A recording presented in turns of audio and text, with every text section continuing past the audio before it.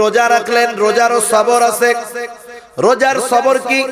রাসূলুল্লাহ সাল্লাল্লাহু আলাইহি ওয়াসাল্লাম বলেন, কিছু মানুষ তো রোজা রাখে, এটা হয় শুধু না খেয়ে থাকার নামান্তর।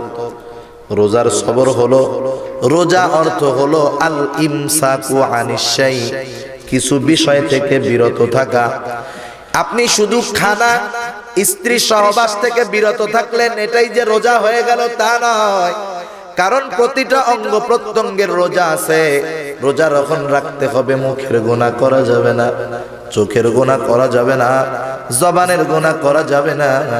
এমন ভাবে যদি আপনি দিন অতিবাহিত করতে পারেন, ওই রোজা হবে সেই রোজা যেই রোজাটা জাহান্নামের ঢাল স্বরূপ ব্যবহার হবে। الذي أرسله الله تعالى ورسوله بالحق بشيرا ونذيرا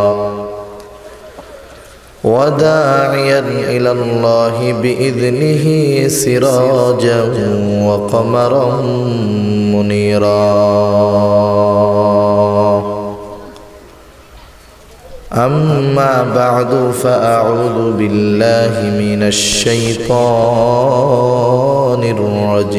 الرجيم. بسم الله الرحمن الرحيم. يا أيها الذين آمنوا اصبروا وصابروا ورابطوا واتقوا الله لعلكم تفلحون. صدق الله العلي العظيم. সবাই মোহাব্বতের সাথে জবান খুলে দুরূদ শরীফ পাঠ করি। আল্লাহুম্মা সাল্লি আলা মুহাম্মাদিন ওয়া আলা আলি মুহাম্মাদ কামা সাল্লাইতা আলা ইব্রাহিম ওয়া আলা আলি ইব্রাহিম ইন্নাকা হামিদুম মাজিদ. اللهم بارك على محمد وعلى آل محمد كما باركت على إبراهيم وعلى آل إبراهيم إنك حميد مجيد. محمد نے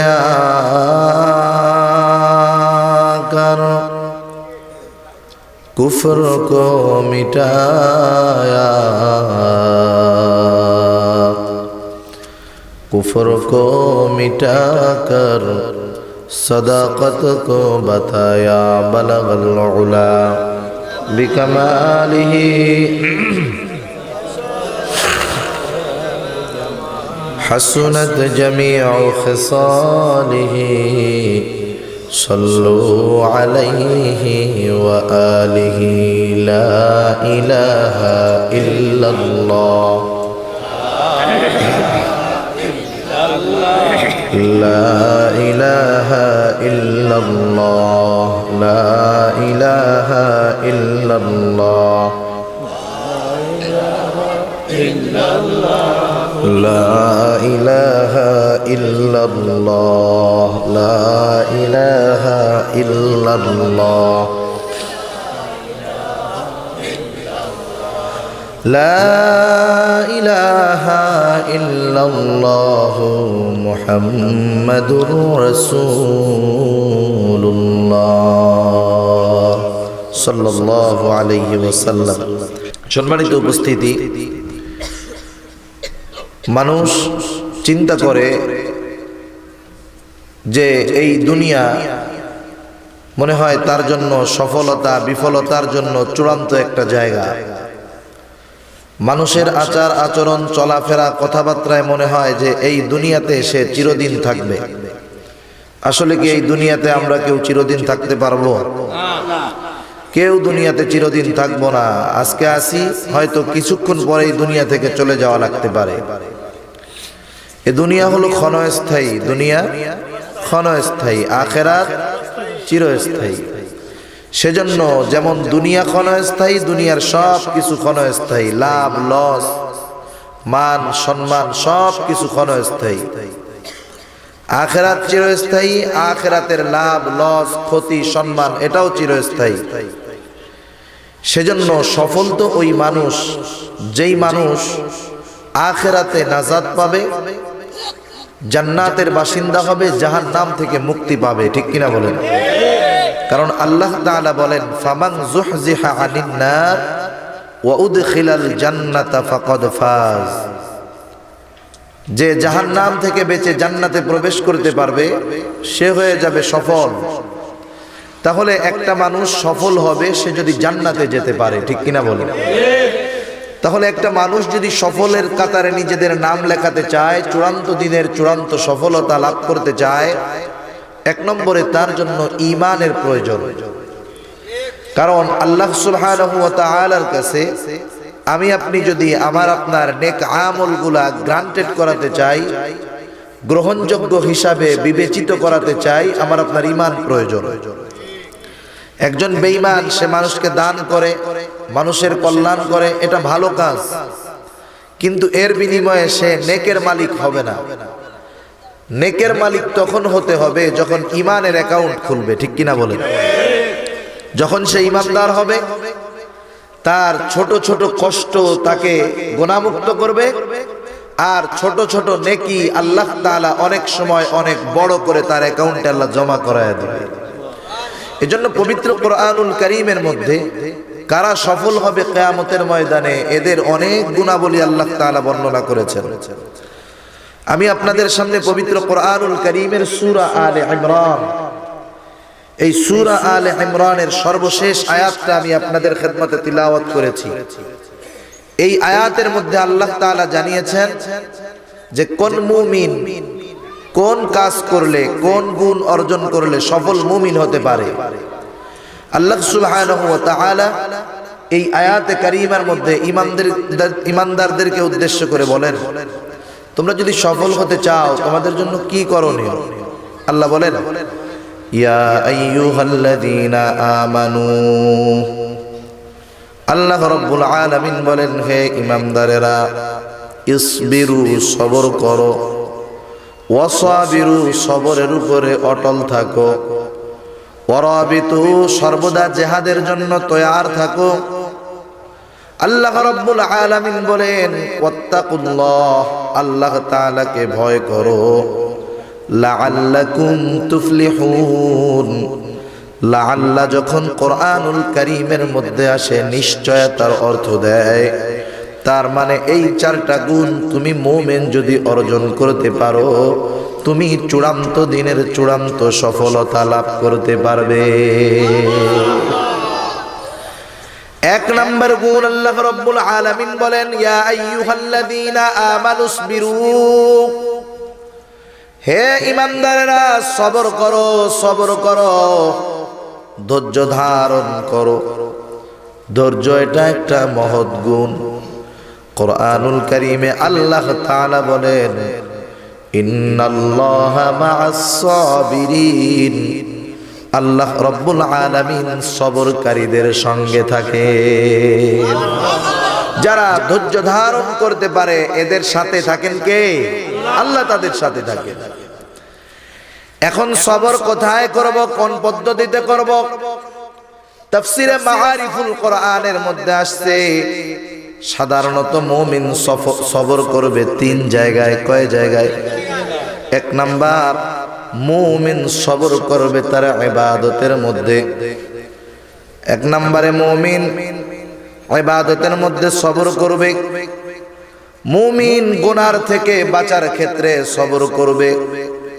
মুমিন মুসিবতের ক্ষেত্রে সবর করবে। এক নম্বরে মুমিনের সবর হবে ইবাদতের মধ্যে।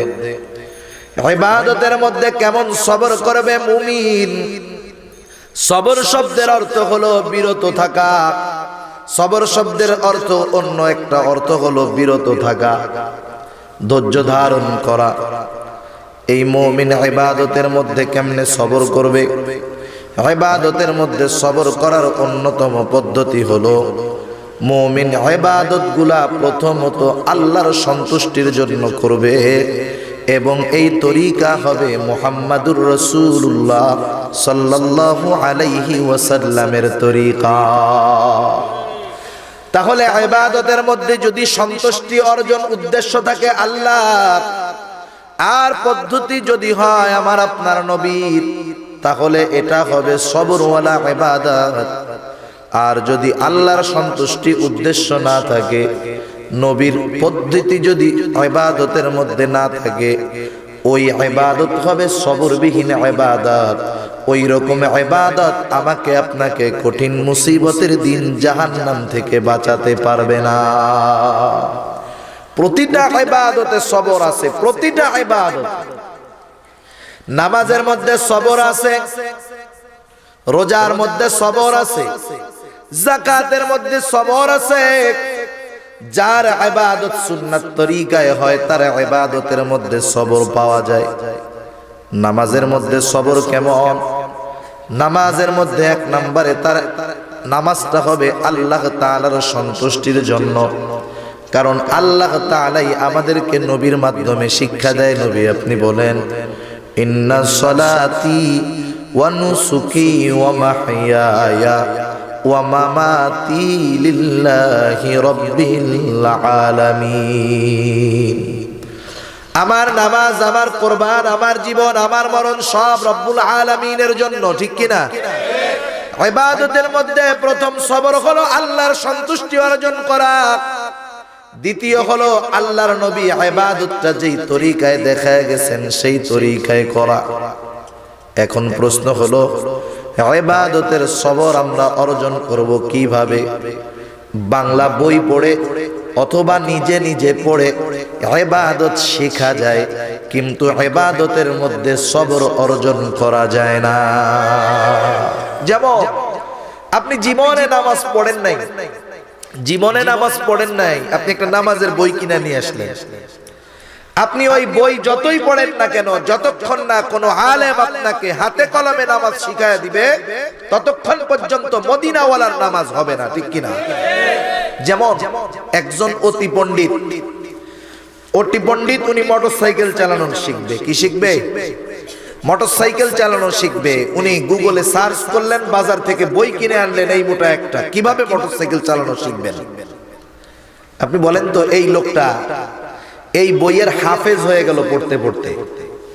হাফেজ হওয়ার পরে এরে ওই খোলা মাঠে একটা মোটরসাইকেল দিলেন যে তুই তো এই বইয়ের হাফেজ, তুই একটু মোটরসাইকেল চালা। 2 হাত যাইতে পারবে?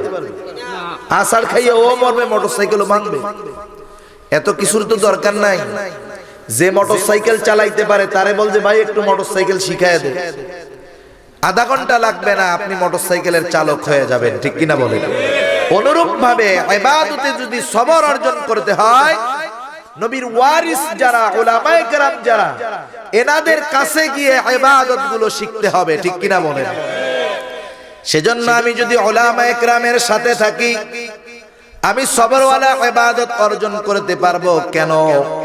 দেখেন আল্লাহ তাআলা বিভিন্ন ইবাদতের কথা কোরআনুল কারীমের মধ্যে বলছেন।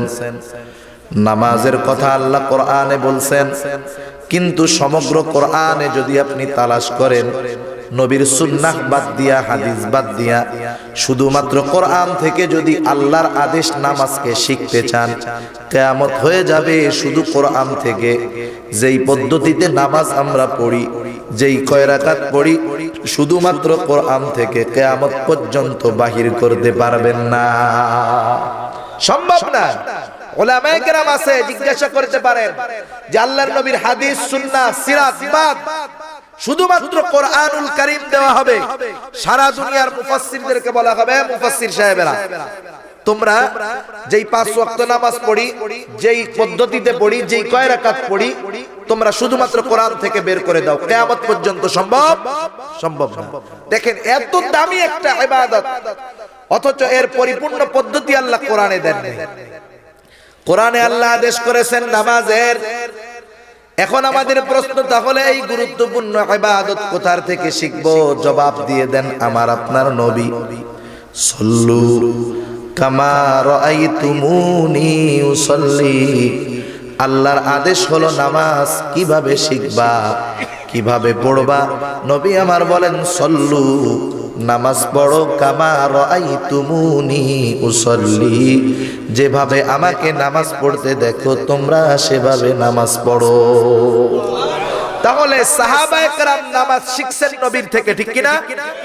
সাহাবায়ে কেরাম থেকে নামাজ শিখছেন তাবেঈন, তাবেঈন থেকে শিখেছেন তাবেঈন, তারদের থেকে শিখেছেন আইম্মায়ে কেরাম। এই ধারাবাহিকতায় একটা সময় উলামায়ে কেরাম শিখেছেন ওই নামাজ। মদিনাওয়ালা যেই নামাজ পড়েছেন উলামায়ে কেরাম প্র্যাকটিক্যাল ভাবে শিখেছেন সেই নামাজ। সেজন্য ইবাদতে যদি সবর অর্জন করতে হয় অবশ্যই উলামায়ে কেরামের কাছে গিয়ে ইবাদতগুলা শিখতে হবে। দেখেন হজের সময় এক একজন আলেমরে অথবা যে কয়েকবার হজ করছে মুআল্লিম দেয়। যারা হজে গেছেন বুঝবেন, প্রথমবার হজে গেলেই যত বড় আলেম হোক মুআল্লিম বানাবে না। আপনি যতই বাংলাদেশ থেকে বইগুলো পড়ে যান, যত হাজি গেছে, কত হাজিরে দেখছি 3-4 বছর ধরে বইয়ের হাফেজ হয়ে গেছে। হজ করে আইসা কয় শুধু শুধু বইটা 3 বছর পড়ছি, কোনো কাজে লাগে নাই। মুআল্লিম সাহেব সাথে ছিল বিদায় হজটা ভালো মতো করতে পারছি, বুঝতে পারছি। তাহলে দেখছেন এই বই থেকে আপনি পড়ে হজ করতে পারবেন না, কিছু জানতে পারবেন, কিন্তু প্র্যাকটিক্যাল হজ করতে হবে উলামায়ে কেরামের মাধ্যমে, ঠিক কিনা? তারা দেখায় দিবে কিভাবে করবে। যাকাত দিতে চান, যাকাতের টাকা আপনার আছে। আপনি যতই যাকাতের কিতাবাদি পড়েন না কেন, পরিপূর্ণভাবে হক আদায় করে যাকাত যদি দিতে হয় উলামায়ে কেরামের পরামর্শ ছাড়া, প্র্যাকটিক্যাল ছাড়া সম্ভব নয়। অনুরূপভাবে আপনি রোজা রাখলেন, রোজারও সবর আছে। রোজার সবর কি? রাসূলুল্লাহ সাল্লাল্লাহু আলাইহি ওয়াসাল্লাম বলেন কিছু মানুষ তো রোজা রাখে, এটা হয় শুধু না খেয়ে থাকার নামান্তর। রোজার সবর হলো, রোজা অর্থ হলো আল ইমসাকু আনিশ শাই, কিছু বিষয় থেকে বিরত থাকা। আপনি শুধু খানা, স্ত্রী সহবাস থেকে বিরত থাকলেন, এটাই যে রোজা হয়ে গেল তা নয়। কারণ প্রতিটা অঙ্গ প্রত্যঙ্গের রোজা আছে। রোজা যখন রাখতে হবে মুখের গুনাহ করা যাবে না, চোখের গুনাহ করা যাবে না, জবানের গুনাহ করা যাবে না। এমন ভাবে যদি আপনি দিন অতিবাহিত করতে পারেন, ওই রোজা হবে সেই রোজা যেই রোজাটা জাহান্নামের ঢাল স্বরূপ ব্যবহার হবে। as-sawmu junnatun, এই সওম যে ঢাল, সবার সওম জাহান্নামের ঢাল না। যেই সওমওয়ালার সওমের মধ্যে, যেই রোজাদারের রোজার মধ্যে গুনাহমুক্ত রোজা হবে, সবরওয়ালা রোজা হবে, ওই রোজা জাহান্নামের আগুনকে ঠেকাতে পারবে, ঠিক কিনা বলেন? আপনি হজ করতে গেছেন, হজের মধ্যেও সবর আছে। এখন তো আধুনিকতার জামানা, হজের এক একটা রকম সম্পন্ন করে 3 বার সেলফি মারে, আছে না নাই? তাওয়াফ করে, কয় প্রথম তাওয়াফ দেওয়া হলো, সেলফি চলতেছে, লাইভ চলতেছে, বাইতুল্লাহ থেকে লাইভ দিচ্ছি, মদিনা শরীফ থেকে লাইভ দিচ্ছি। শয়তানরে পাথর মারতে গেছে, লাইভ মারতেছে।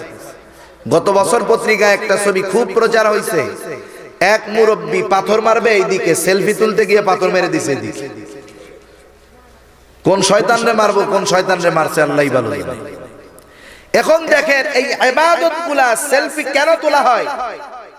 সেলফি হলো যখন নিজের কিছু নিজে প্রকাশ করতে মনে চায় তখন সেলফি তোলা হয়। তার মানে কি? আমি চাই পাবলিকে একটু দেখুক আমি তাওয়াফ করতেছি, আমি চাই পাবলিকে একটু দেখুক আমি শয়তানরে পাথর মারতেছি, আমি চাই পাবলিকে একটু দেখুক আমি মিনায় আছি, মুজদালিফায় আছি, আরাফায় আছি। এগুলা দেখাইতে মন চায়।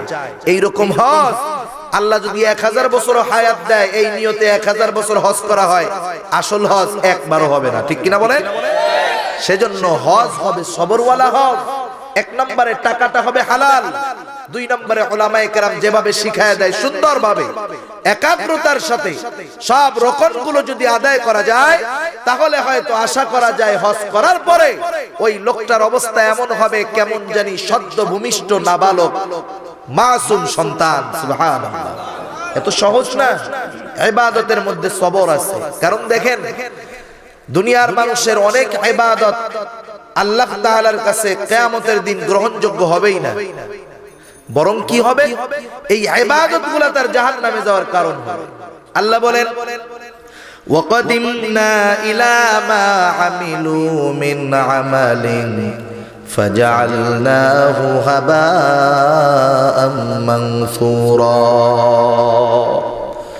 আল্লাহ রাব্বুল আলামিনের সামনে বান্দার সব আমলগুলা উপস্থিত করা হবে, যেই আমলগুলা শুধুমাত্র আল্লাহ ব্যতীত অন্য কারো সন্তুষ্টির জন্য করা হয়েছে, আল্লাহ তাআলা সেই আমলগুলাকে ধূলিসাৎ করে দিবেন, ধুলায় পরিণত করে দিবেন।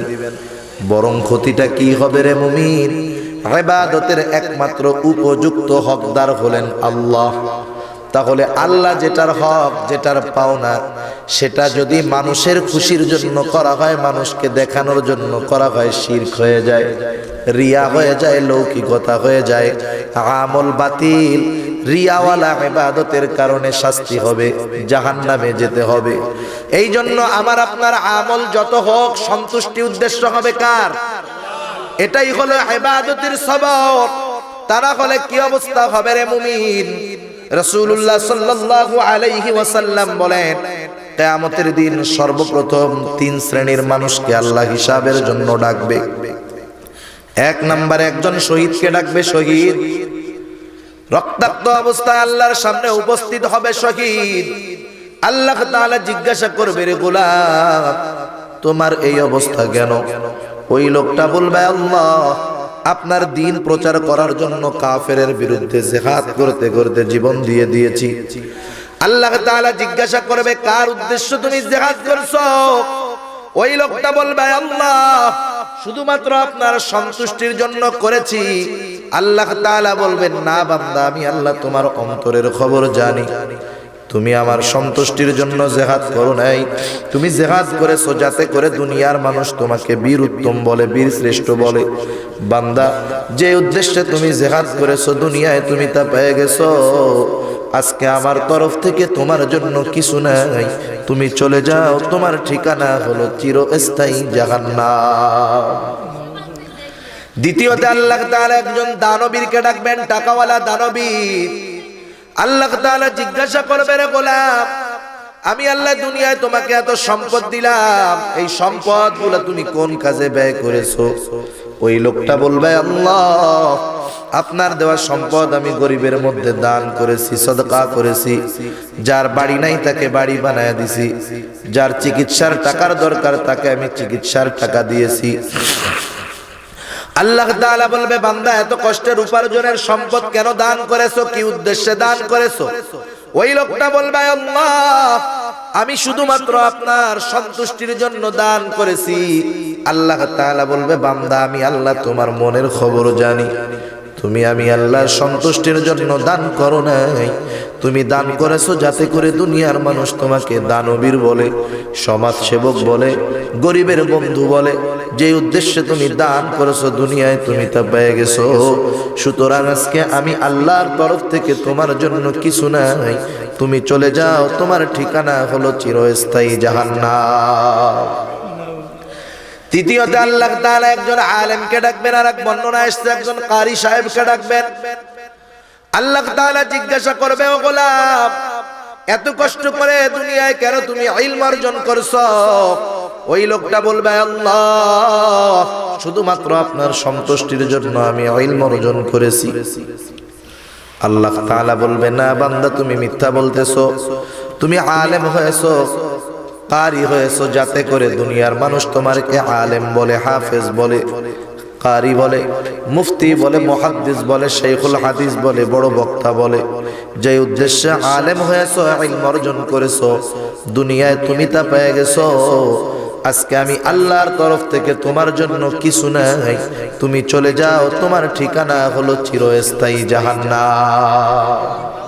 চিন্তা করছে, এত বড় বড় আমল করলো, শুধুমাত্র এটা আল্লাহর সন্তুষ্টির জন্য না হওয়ার কারণে জাহান্নামে যাওয়া লাগলো, আমলগুলা বাতিল হলো। তাহলে ইবাদতের সবর হলো, উদ্দেশ্য থাকবে আল্লাহর সন্তুষ্টি, তরিকা হবে বিশ্বনবী মুহাম্মদুর রাসূলুল্লাহ সাল্লাল্লাহু আলাইহি ওয়াসাল্লাম।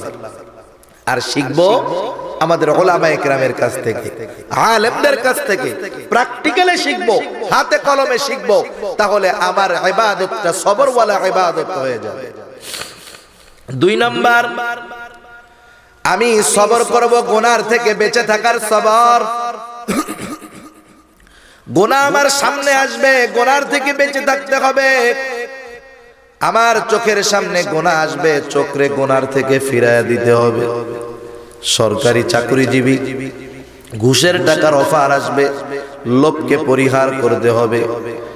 এমন অবস্থা যদি করতে পারি, রাসূলুল্লাহ সাল্লাল্লাহু আলাইহি ওয়াসাল্লাম বলেন, যেই ব্যক্তি তার চোখকে গুনার থেকে ফিরায়া আনতে পারে, আল্লাহ রব্বুল আলামিন তার ইবাদতের মধ্যে মজা দান করে দেয়। গুনার থেকে চোখ যদি ফিরানো যায়, তাহলে তার রূহানি শক্তি পয়দা হয়ে যায়, এমন শক্তি যেটা দুনিয়ার ভিটামিন খাবার খেয়ে পাওয়া যায় না, আসমানওয়ালার তরফ থেকে সেই শক্তি আসে। সুবহানাল্লাহ। সেজন্য এই চোখ, এই অঙ্গ প্রত্যঙ্গ, এটা আল্লাহর তরফ থেকে আমার আপনার কাছে আমানত। এই শরীয়ত, এই দ্বীন, এটা আমার কাছে আমানত। রাখছেন কে? আল্লাহ তাআলা বলেন, ইন্না আরাদনাল আমানাতা আলাস সামাওয়াতি ওয়াল আরদি ওয়াল জিবাল ফাআবাইনা আন ইয়াহমিলনাহা وأشفقنا منها وحملها الإنسان। পাহাড়ের কাছে, জমিনের কাছে আল্লাহ তাআলা এই কোরআনকে, এই দ্বীনকে দিতে চাইছে, এরা অস্বীকার করছে, ভয়ে বিদীর্ণর মতো হয়ে গেছে, আর মানুষ সেইটারে মাইনা নিছে। যখনই মানুষ শরীয়তকে মেনে নিয়েছে, এখন এই মানুষের অঙ্গ প্রত্যঙ্গ সব কিছু তার কাছে আমানত হয়ে গেছে। এজন্যই আল্লাহ তাআলা কোরআনে বলেন, ইয়ালামু খাইনাতাল আয়ুন ওয়া মা তুখফিস সুদূর। আল্লাহ তাআলা তিনি জানেন চোখের কি খেয়ানত আমি আপনি করি। আল্লাহ জানেন আমার অন্তরের গহীন কোণে কি লুকায়া রাখছি। সুতরাং আমি যা দিয়ে গুনাহ করি না কেন, যে অঙ্গ প্রত্যঙ্গ দিয়ে গুনাহ করি না কেন, যেই আল্লাহ অন্তরের খবর জানেন, সেই আল্লাহর বাহিরের অঙ্গ প্রত্যঙ্গের খবর এমনিই জানা থাকবে, এটাই স্বাভাবিক। সেজন্য আমাকে গুনার থেকে সবর করতে হবে। গুনাহ তো সামনে আসতেই পারে, কিন্তু গুনার থেকে যদি বিরত থাকা যায়, রূহানি শক্তি পয়দা হয়ে যাবে। ঠিক কিনা বলেন? দেখেন, গুনার থেকে ওই ব্যক্তির বাঁচা বড় কঠিন, যার সামনে গুনাহ আসে। যার সামনে গুনাহ আসে, সে যদি গুনার থেকে বাঁচে, তার জন্য কঠিন। যার গুনাহ করার সুযোগ নাই, সে গুনাহ করবে কেমনে? যেমন দেখেন ফেরেশতারা, এদের কি গুনাহ করার সুযোগ আছে নাকি? সুযোগ নাই। মানুষ তো তার আমলের দ্বারা ফেরেশতাদের চাইতে সম্মানিত হয়ে যেতে পারে। কেন পারে? কারণ ফেরেশতা এমন একটা জাত, যারে আল্লাহ গুনাহ করার ক্ষমতা দেয় নাই, তাই গুনাহ করে না। কিন্তু মানুষ এমন একটা জাতি, যাকে আল্লাহ তাআলা গুনাহ করার সুযোগও দিয়েছে, নেক করারও সুযোগ দিয়েছে, নগদ নগদ ধরাও দেয় না। তাহলে গুনাহ করার সুযোগ থাকার পরে যে গুনাহ করলো না, তার মূল্য বেশি, না গুনাহ করার সুযোগই নাই এই জন্য করে নাই, তার মূল্য বেশি? কার হবে? যার গুনাহ করার সুযোগ আছে কিন্তু গুনাহ করে না। একজন, দুই বন্ধু একসাথে চাকরি পাইছে। একজন পাইছে প্রাইমারি স্কুলে, আর একজন পাইছে সচিবালয়ে। সচিবালয়ে যে চাকরি পাইছে, ও তো কয়দিনে ঘুষ খেয়ে একবারে বিল্ডিং 5 তলা। কিন্তু প্রাইমারি স্কুলের যে টিচার, ওর টিনের ঘর। দুই দোস্ত এক জায়গায় হইছে, তুমি কি করলা? আমি তো 5 তলা বাড়ি বানায় ফেললাম। তুমি? বলে ভাই আমি ঘুষ টুস খাই না। আমার কথা হলো, চাকরি করো প্রাইমারি স্কুলে, পাইলেই না খাইবা। ঠিক কিনা বলেন? ও বেটা তো পায় তাই খায়। সেজন্য যে সুযোগ আছে এরপরেও গুনাহ করে না, এ হলো গুনার থেকে সবর করে নেওয়ালা মুমিন। ঠিক কিনা বলেন? সেজন্য গুনাহ সামনে আসবে, আমাকে আপনাকে চোখ নামায় দিতে হবে। যুবক, তুমি রাস্তায় চলবা, সুন্দরী নারী হয়তো তোমার প্রথম নজরে বেঁধে যাবে, সাবধান। প্রথম নজর কিন্তু তোমার, দ্বিতীয় নজর তোমার নয়, দ্বিতীয় নজরটা হবে শয়তানের। এই নজর হলো বিষাক্ত তীর। এই নজর থেকেই কত বড় দর্শন থেকেই একটা সময় এই দর্শনটা ধর্ষণে পরিণত হয়, ঠিক কিনা বলেন? কতজন এক নজর দেখার পরে ভালো লাগছে, পিছু লাগছে, এক সময় কত ক্রাইম করে বসছে, অনেক অন্যায়ের সাথে জড়ায় গেছে। এই চোখ বড় একটা গুনার মাধ্যম, সেজন্য এই নজর হলো বিষাক্ত তীর, এটাকে হেফাজত করতে বলছেন আমার আপনার নবী। আর আল্লাহ তাআলা অঙ্গ প্রত্যঙ্গের খেয়ানতের কথা বলছেন, কিন্তু বিশেষ করে উল্লেখ করেছেন চোখের কথা, যে ইয়ালামু খায়িনাতাল আয়ুন। কারণ চোখের কথা উল্লেখ করার কারণ হলো বড় বড় অপরাধ সংগঠিত হওয়ার অন্যতম মাধ্যম হলো এই চোখ, ঠিক কিনা? সেজন্য আমি আমার চোখকে হেফাজত করব, সাথে সাথে আনুষঙ্গিক জবানের হেফাজতটাও করব, জবানের গুনার থেকে সবর করব। আমি আপনি আমার আপনার যৌনাঙ্গকেও হেফাজত করব, কারণ নবী রহমত বলেন, তোমরা তোমাদের জবান আর লজ্জাস্থান হেফাজতের গ্যারান্টি দাও, আমি নবী তোমাদেরকে জান্নাতের গ্যারান্টি দিয়ে দিব। সেজন্য আমরা এই দুই চোয়ালের মধ্যবর্তী গোস্ত জিহ্বারে হেফাজত করব। আল্লাহর নবীও বলেন, আল মুসলিম মান সালিমাল মুসলিমুনা মিন লিসানিহি ওয়া ইয়াদিহি। আরে মুসলমান কে? যার হাত এবং মুখ থেকে অপর মুসলমান নিরাপদ থাকে। সেজন্য আমরা গুনার থেকে সবর করব, গুনাহ করব না, নেকের কাজ করব। তিন নাম্বার হলো বিপদ আপদ মুসিবত যখন আসবে তখন আমরা ধৈর্য ধারণ করব। এক নম্বরে ধৈর্য ধারণ করব। আর যদি সাহায্য চাওয়ার প্রয়োজন হয়, দুনিয়ার কারো কাছে চাবো না, মাজারে যাব না, কবরে চাবো না, বাবার কাছে চাবো না, কার কাছে সাহায্য চাবো? জোরে বলেন। আল্লাহ রাব্বুল আলামিন তাই আমাদেরকে শিখায়া দেন, ওয়াস্তাঈনু বিস-সাবরি ওয়াস-সালাহ। হে বান্দা, তোমার সাহায্য প্রয়োজন, আমি আল্লাহর কাছে সবর এবং সালাতের মাধ্যমে চাও। আল্লাহ তাআলা শিখায়া দিয়েছেন পদ্ধতি। এক নাম্বার, বিপদে পড়ছো, ধৈর্য ধারণ করো, সাহায্য প্রয়োজন, আল্লাহর কাছে চাও। কারণ আল্লাহ রাব্বুল আলামিন বলেন, উদউনি আস্তাজিব লাকুম। তোমরা আমি আল্লাহর কাছে চাও, আহ্বান করো, আমি আল্লাহ তোমাদের ডাকে সাড়া দিব। সেজন্য চাইতে হবে আমার আপনার আল্লাহর কাছে। আমরা মনে করি ছোটখাটো বিপদে পড়লাম আল্লাহর কাছে চাওয়া যায়। আল্লাহ হলো মহান, আল্লাহর কাছে কি ছোট জিনিস চাওয়া যায় নাকি? না না, যে যত আপন তার কাছে তত ছোট এবং সবচেয়ে বড়টা চাওয়া যায়, ঠিক না? দেখেন আপনাদের যাদের বাচ্চা আছে 3-4 বছর বয়স, ও বুঝে না, ও যখন দোকানে যায় চকলেটের প্যাকেট গুলা সুন্দর মোড়কে প্যাকেট করা থাকে, চকচক করে, 1 টাকা দামের চকলেট। ছেলেটার যখন ভালো লাগে, ওই ছেলেটা 1 টাকা দামের চকলেট তার আব্বুর কাছে চাইতে লজ্জা পায়? লজ্জা পায় নাকি? ও চায়, কিন্তু সব জিনিস ও অন্য কারো কাছে চায় না, ওর আব্বার কাছে চায়। ও যদি অন্য কারো কাছে চায়, ওর আব্বা কি বলবে? তোমার যা প্রয়োজন তুমি আমাকে বলবা, অন্য কারো কাছে চাবা না, কারণ আমি হলাম তোমার আব্বু, আমি তোমার সব দিব। এবার ছোট বাচ্চা 1 টাকার চকলেট নিয়ে হাঁটতেছে, ইতিমধ্যে আকাশ দিয়ে বিমান যাইতেছে। ছোট বাচ্চাকে আব্বু এটা কি কয়? পেলেন? আব্বু এটা আমারে দাও। ছোট বাচ্চা লজ্জা পাবে ওই বড় পেলেন চাইতে তার বাপের কাছে। কেন? বাপ হলো তার সবচাইতে আপন। বান্দা হলো আল্লাহ রাব্বুল আলামিন হলো বান্দার জন্য সবচাইতে আপন। এই জন্য ছোট থেকে ছোট, ক্ষুদ্র থেকে ক্ষুদ্রাতীত, বৃহত্তম থেকে বৃহত্তর সব বান্দা আল্লাহর কাছে চাবে। কোনো লজ্জা করার কোনো কিছু নাই। বান্দা যত আল্লাহর কাছে চায়, আল্লাহ তাআলা তত বান্দার উপরে খুশি হয়। সুবহানাল্লাহ। কিন্তু আমরা আল্লাহর কাছে চাওয়া বাদ দিয়ে দিয়েছি, আল্লাহর কাছে চাইতে হবে।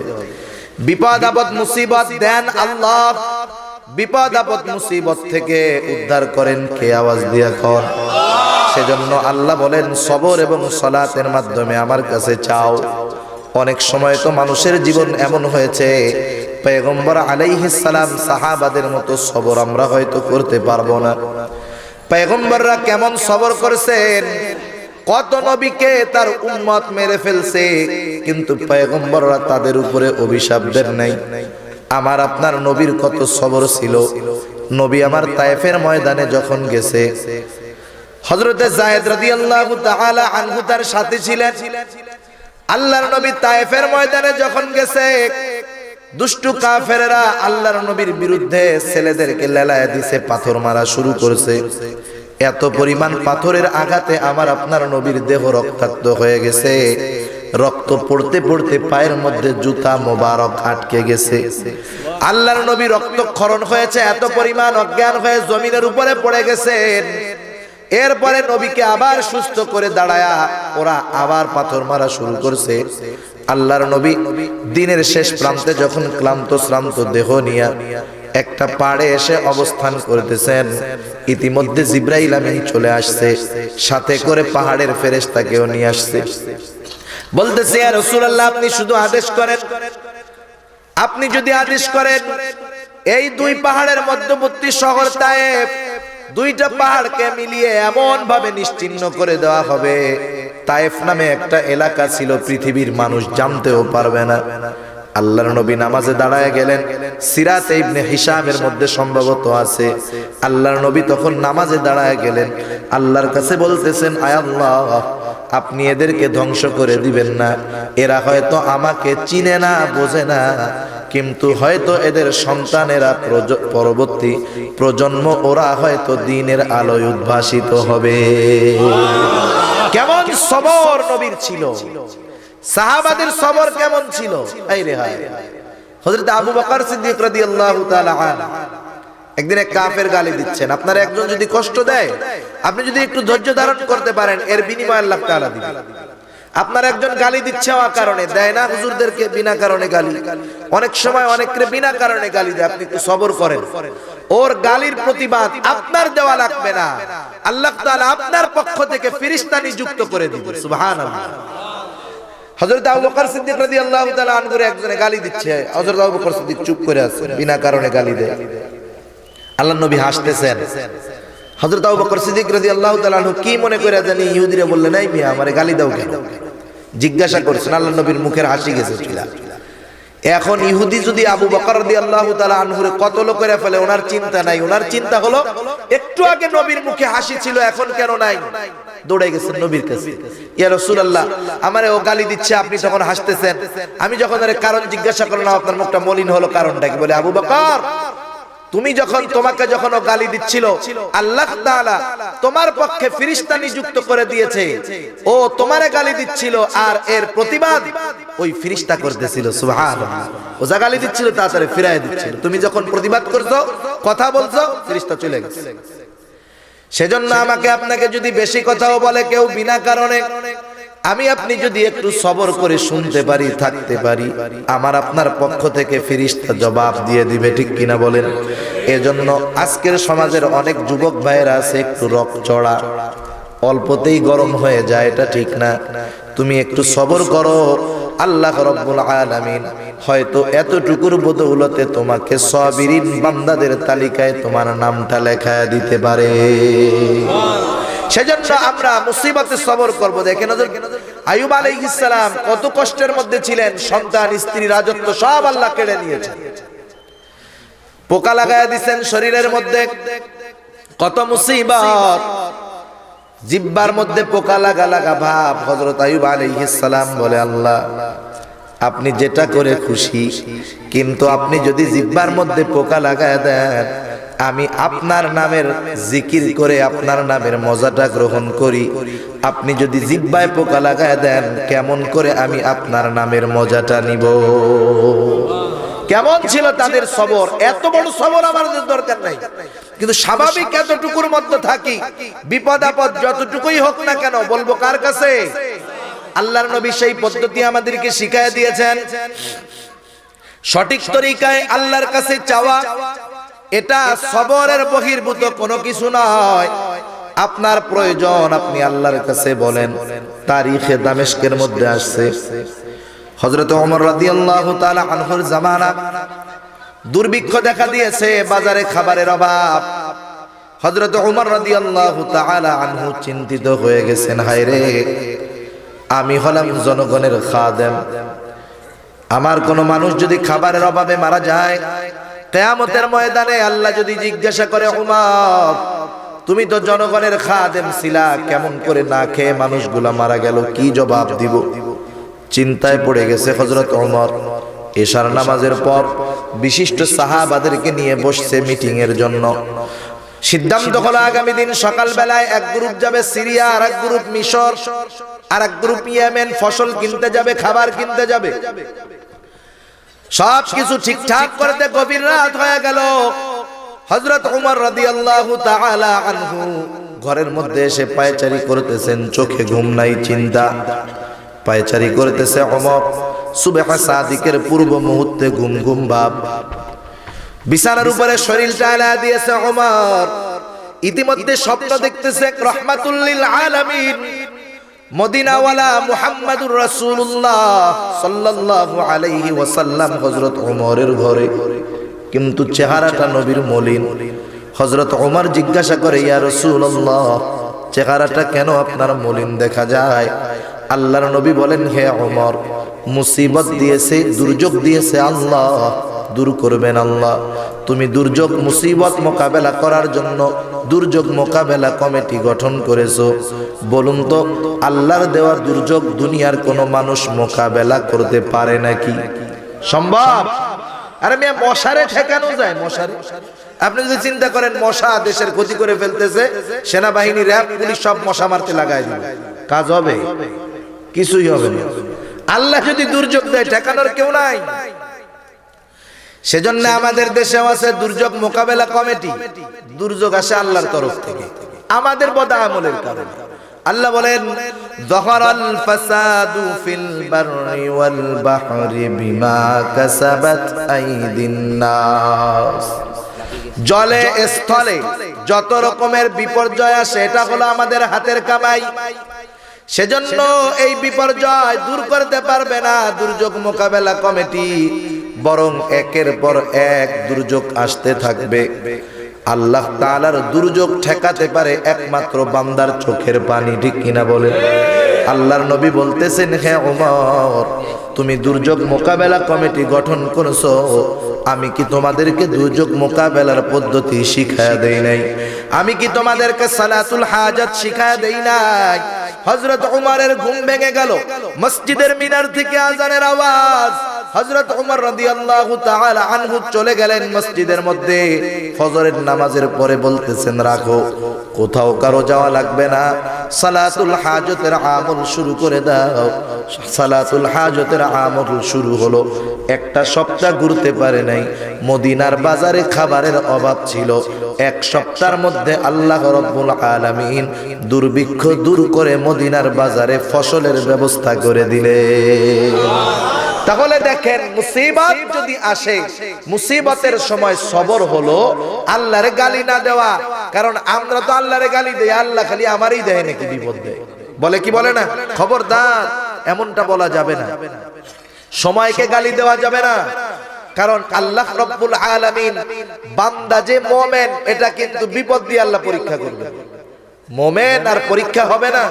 ওয়ালা নাবলুওয়ান্নাকুম বিশাইইম মিনাল খাউফ ওয়াল জু' ওয়া নাকসিম মিনাল আমওয়াল। আল্লাহ রাব্বুল আলামিন পরীক্ষা করবেন জানের কষ্ট দিয়া, মালের কষ্ট দিয়া, বিভিন্ন ভাবে আল্লাহ পরীক্ষা করবেন ইমানদারের ঈমান। দেখি বিপদে পড়ার পরে সে আমি আল্লাহর দোষারোপ করে কি। সেজন্য আমার আপনার বিপদে মুসিবতের সবর হলো আমি আল্লাহ ব্যতীত কারো কাছে চাবো না, যতটুকু পারি ধৈর্য ধারণ করব। সব সময় ওই রকম ধৈর্য ধারণ করা আমাদের সম্ভব নয়। এক মহিলা আল্লাহর নবীর জামানায়, তার ছিল হলো মৃগী রোগ। যখন এই রোগটা চেতত, তার পুরা শরীরটা অনাবৃত হয়ে যাইত। মহিলা আল্লাহর নবীর কাছে এসে বলল, ইয়া রাসূলুল্লাহ, আপনি একটু আল্লাহর কাছে দোয়া করেন যাতে আমার এই রোগটা সুস্থ হয়ে যায়। আল্লাহর নবী বললেন, তুমি যদি এর উপরে ধৈর্য ধারণ করতে পারো, তোমার জন্য উত্তম ফলাফল আছে। মহিলা বলল, ইয়া রাসূলুল্লাহ, অসুবিধা নাই, তবে যখন রোগটা শুরু হয় তখন আমি অনাবৃত হয়ে যাই, একটু দোয়া করেন যাতে করে আমি অনাবৃত না হই। আল্লাহর নবী দোয়া করলেন। এরপর থেকে মহিলা রোগে আক্রান্ত হয় ঠিক, কিন্তু কোনো সময় তার পোশাক অনাবৃত হয় না। এরা তো বিপদটারে বরকত মনে করে রাখছে। আমাদের এত বড় তো সম্ভব না, কিন্তু এতটুকু করব, বিপদ যদি আসে আল্লাহর কাছে চাবো। কার কাছে? আল্লাহর কাছে চাবো। তাহলে আল্লাহ তাআলা বললেন, মুমিন ইসবিরু, সবর করো, ওয়াসাবিরু, এই যে কথাগুলা বলা হলো, গুনার থেকে সবর করব, মুসিবতে সবর করব, ইবাদতে সবর করব, এটা 1-2 দিন করব তা নয়। আমি আপনি এই সবরের উপরে অটল থাকব, দায়েম থাকব, কায়েম থাকব। জীবন চলে যায় যাক, তবুও এমন কিছু করব না যাতে আল্লাহ বেজার হয়ে যায়। জীবন যায় যাক, আমি আমার এই সবরের উপরে অটল থাকতেই হবে। ওয়ারাবিতু তাফসীরের মধ্যে মুফাসসিরিনে কেরামের ব্যাখ্যা কয়েকভাবে করেন। কোন কোন মুফাসসির বলেন জিহাদের জন্য তৈয়ার থাকা, জিহাদের জন্য ঘোড়া প্রস্তুত রাখা। কেউ কেউ বলেন সীমান্ত পাহারা দেওয়া। দুটার একটা হতে পারে, কিন্তু মুমিন এটাও মনে রাখতে হবে জিহাদ যখন শরীয়র হুকুমে, যখন উলামায়ে কেরাম আমাদেরকে যদি এমন পরিস্থিতি হয় দ্বীনের জন্য, ঈমানের জন্য সশস্ত্র জিহাদ যদি করতে হয়, অবশ্যই সর্ব অবস্থায় মুমিনের অন্তরের মধ্যে এই প্রস্তুতি সর্বক্ষণ রাখতেই হবে। কারণ যার মনের মধ্যে জিহাদের তামান্না নাই, সে নেফাকের উপরে মৃত্যুবরণ করবে। বুঝতে হবে কথা। যেগুলা সন্ত্রাসী কর্মকাণ্ড, সন্ত্রাসের সাথে জিহাদের কোনো সম্পর্ক নাই। দেখেন, জিহাদ হলো সন্ত্রাসকে নির্মূল করার মাধ্যম। আর বর্তমান দুনিয়ায় যারা সন্ত্রাস নির্মূল করার মাধ্যম বলে যুদ্ধ করতেছে বিভিন্ন দেশে, এরা নিরহ মানুষকে মারে। ঠিক কিনা বলেন? ওরা বোম মারে, শত্রুপক্ষের 10 জন মরলে নিরহ মানুষ 200 মরে। কিন্তু আল্লাহর নবী দেখেন, জিহাদে যখন কোন সেনাবাহিনী পাঠাইতেন, আল্লাহর নবী বলতেন সাবধান, একটা গাছ কাটবা না, খবরদার ফসল নষ্ট করবা না, পশু পাখিরে কষ্ট দিবা না, বৃদ্ধ বৃদ্ধা, শিশু, নারী, এদেরকে কোনো কষ্ট দিবা না। জিহাদের ময়দানে তোমাদের সাথে যুদ্ধ করতে যে যদি কেউ নিহত হয়, খবরদার তার লাশকে বিকৃত করবা না। ইসলাম কত সুন্দর কথা বলছে, অথচ ওনরা মারে নিরহ মানুষ আর মুসলমানদের দোষ দেয় যে এরা জঙ্গি, জিহাদ সন্ত্রাস। এটা হলো মুসলমানদের অন্তর থেকে জিহাদ যে অন্যতম একটি ফরজ ইবাদত, এটার একটা ভয় মুসলমানদের অন্তরে ঢুকায়া দেওয়ার জন্য ইহুদিদের একটা ষড়যন্ত্র। ঠিক কিনা বলেন? যাতে মুসলমান সারা জীবন এই কয় যে আমরা সবর করবো, মায়ের খাবো, মায়ের দিব না, এমনটা না। আমার যদি ইমানের প্রয়োজনে, আমার যদি দেশের প্রয়োজনে জীবন দিতে হয়, তখন জিহাদে যাওয়ার জন্য সর্ব অবস্থায় মুমিন তৈয়ার থাকবে। ঠিক কিনা বলেন? 4 নাম্বার আল্লাহ তাআলা বলেন ওয়াত্তাকুল্লাহ, আল্লাহ তাআলাকে ভয় করবে, আল্লাহ তাআলাকে ভয় করবে। তাকওয়া কাকে বলা হয় সংক্ষেপে বলি। তাকওয়া হলো ফি'লুম মা আমারাল্লাহু বিহি তারকুম মা নাহা আন। আল্লাহ যেটা আদেশ করেছেন সেটা করবে, যেটা থেকে বিরত থাকতে বলেছেন সেটা করবে, এটাই হলো তাকওয়া। আর যেই মুমিন আল্লাহর আদেশ মানে নিষেধ থেকে বিরত থাকে, সে হয় মুত্তাকি। এখন আল্লাহ তাআলা এই 4টি গুণ উল্লেখ করার পরে বললেন লাআল্লাকুম তুফলিহুন, যদি কোনো মুমিন এই 4টা গুণ অর্জন করে, সেই মুমিন হয়ে যাবে সফল মুমিন। কারা সফল মুমিন হতে চায় একটু হাত উঁচা করি তো। নারায়ে তাকবীর। আরে আওয়াজ সিলেটি লোকের মতো, নারায়ে তাকবীর। আল্লাহ কবুল করুক হাত নামান। সেজন্য আমাদের সফল হতে হবে। কে সফল? ফামান যুহজিহা আনিন নার ওয়া উদখিলাল জান্নাতা ফাকাদ ফাজ। আল্লাহ রাব্বুল আলামিন আমাদের সকলকে সফল মুমিন হওয়ার তৌফিক দান করুক। সকলে বলি আমিন। ওয়া আখিরু দাওয়ানা আলহামদুলিল্লাহি রাব্বিল আলামিন। আসসালামু আলাইকুম ওয়া রাহমাতুল্লাহি ওয়া বারাকাতুহু।